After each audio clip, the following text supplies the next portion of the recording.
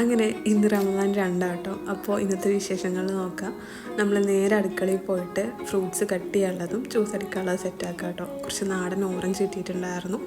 പിന്നെ ഇന്നത്തെ ജ്യൂസ് അടിക്കുന്നത് ഷമാമ കേട്ടോ. അപ്പോൾ ഷമാമ തിരഞ്ഞെടുക്കുമ്പോൾ കുറച്ച് നോക്കിയെടുക്കണം, നല്ല പഴുത്ത ഷമാമ നോക്കണം, അല്ലെങ്കിൽ ജ്യൂസിന് ചെറിയ കയ്പ്പൊക്കെ വരും കേട്ടോ.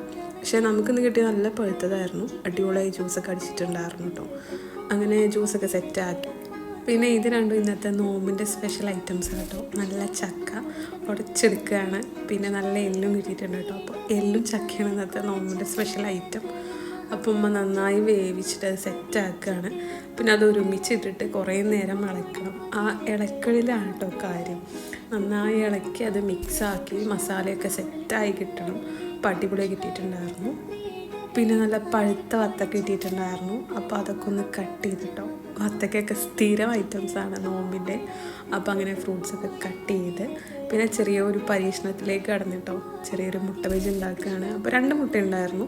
അപ്പോൾ നമ്മൾ വീട്ടിൽ കുറച്ച് ആൾക്കാരേ ഉള്ളൂ, അപ്പോൾ ഒന്ന് സെറ്റാക്കാമെന്ന് കരുതി. അങ്ങനെ അതൊക്കെ റെഡിയാക്കി. ഇന്നത്തെ സമൂസ ഉണ്ടായിരുന്നു, അതും സെറ്റാക്കി ഒക്കെ പൊരിച്ചെടുത്തിട്ടുണ്ടായിരുന്നു കേട്ടോ. അപ്പോൾ ഇതാണ് ഇന്നത്തെ നോമ്പിൻ്റെ എണ്ണക്കടികൾ.